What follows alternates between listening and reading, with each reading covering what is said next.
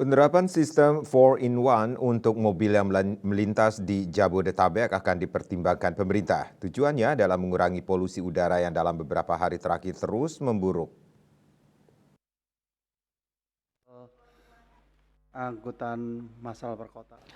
Menteri Perhubungan Budi Karya Sumadi setelah rapat terbatas yang dipimpin Presiden Joko Widodo mengenai polusi udara di Istana Kepresidenan Jakarta, dikutip dari kantor berita Antara menyampaikan, pihaknya mempertimbangkan untuk mengubah 3-in-1 menjadi 4-in-1. Misalnya, mereka dari Bekasi, Tangerang, dan Depok bisa bersama-sama ke kantor dengan mobil yang bergantian sehingga kepadatan lalu lintas menurun. Sistem 3-in-1 yang sempat masif diterapkan di Jakarta pada beberapa tahun lalu merupakan sistem pembatasan mobil dengan kriteria mobil diizinkan melintas di kawasan tertentu jika digunakan minimal oleh 3 orang dalam waktu yang bersamaan.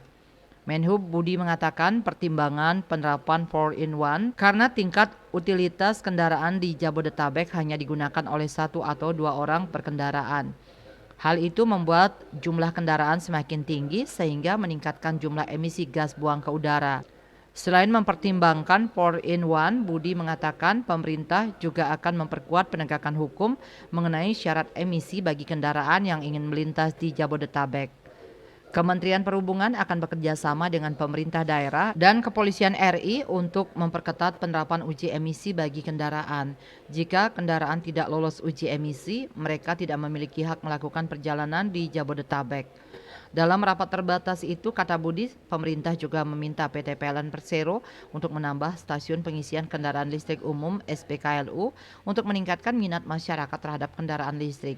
Selanjutnya, Budi menuturkan perlunya menekan disparitas harga kendaraan listrik dengan melakukan standarisasi baterai agar peminat kendaraan listrik semakin banyak. Soal angkutan massal perkotaan, sebenarnya Pak Presiden dan kita sudah berusaha untuk memastikan, melaksanakan, dan menghimbau ya. Kita sudah ada MRT, kita sudah ada BRT, dan sudah LRT. Okupansi dari MRT itu belum maksimal. Jadi tercatat mestinya bisa 180.000 per hari. Sekarang MRT itu baru 80.000. Artinya apa, ada sesuatu. First mile dan last mile-nya itu belum jalan. Baik secara individual maupun secara kolektif itu harus dilakukan. Jadi satu sisi memang mekanisme ini harus kita pikirkan berkaitan dengan antar moda. Selain minat masyarakat untuk menggunakan angkutan massal. Nah, apa yang dilakukan oleh Pak Gubernur, baik melakukan work from home yang sudah jalan, dan juga membedakan waktu kerja itu bagus sekali. Karena angkutan massal kota itu, kalau kita lihat dari LRT, MRT, dan BRT, pada jam-jam sibuk itu relatif penuh. Tetapi pada saat jam tertentu, jam 10, jam 11 itu kurang.